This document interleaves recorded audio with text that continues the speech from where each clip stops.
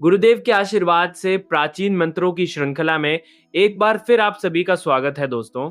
फाल्गुन मास के शुक्ल पक्ष की एकादशी को आमल की एकादशी कहा जाता है, जिसे रंग भरी एकादशी के नाम से भी जाना जाता है।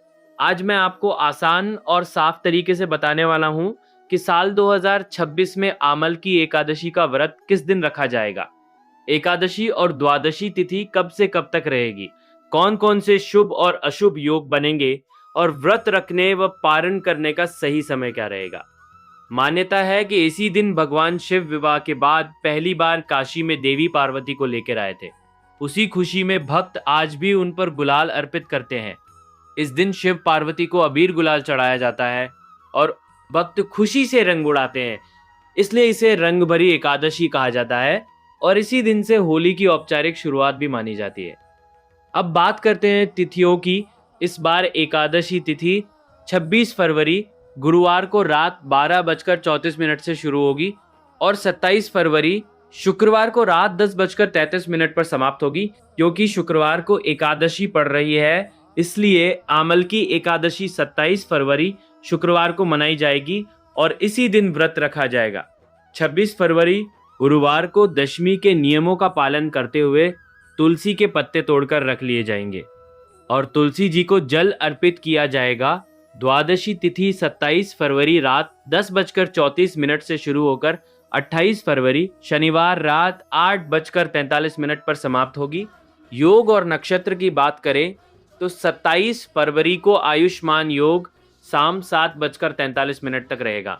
उसके बाद सौभाग्य योग शुरू होगा। आर्द्रा नक्षत्र 10:48 तक रहेगा। फिर पुनर्वसु नक्षत्र प्रारंभ होगा।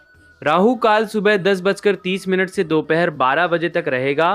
28 फरवरी शनिवार को पुनर्वसु नक्षत्र सुबह 9:34 तक रहेगा। उसके बाद पुष्य नक्षत्र लगेगा। सौभाग्य योग शाम 5:02 तक रहेगा। फिर शोभन योग शुरू होगा। इस दिन राहु काल सुबह 9 बजे से 10:30 तक रहेगा। आमल की एकादशी व्रत पारण का शुभ समय 28 फरवरी शनिवार सुबह 6:54 से 9:06 तक रहेगा। इसी समय व्रत खोलना सबसे शुभ माना गया है। आमल की एकादशी में आंवले का विशेष महत्व है। आंवला भगवान विष्णु को बहुत प्रिय माना जाता है, इसलिए इस दिन आंवले के वृक्ष और फल की पूजा की जाती है। भगवान को आंवला अर्पित किया जाता है और आंवले का दान करना भी बहुत पुण्यदायक माना गया है।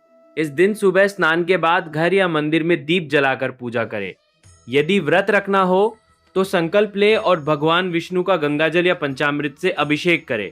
तुलसी दल, मंजरी और पुष्प अर्पित करें।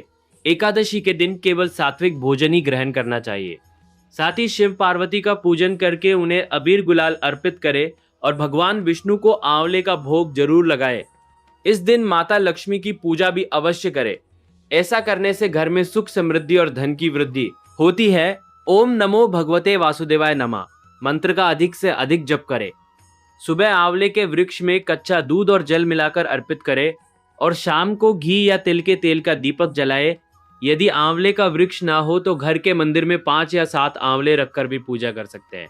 मान्यता है कि भगवान विष्णु आंवले के वृक्ष में वास करते हैं और इसकी पूजा से पापों से मुक्ति और अंत में मोक्ष की प्राप्ति होती है। द्वादशी के दिन शुभ मुहूर्त में भगवान विष्णु का पूजन करके सात्विक भोग लगाएं और प्रसाद ग्रहण करके व्रत खोलें। अपनी क्षमता के अनुसार दान भी अवश्य करें। बस दोस्तों, यही थी आज की जानकारी। अच्छी लगी हो तो वीडियो को लाइक जरूर करना और ऐसे ही धार्मिक अपडेट्स के लिए जुड़े रहना। हरे कृष्णा।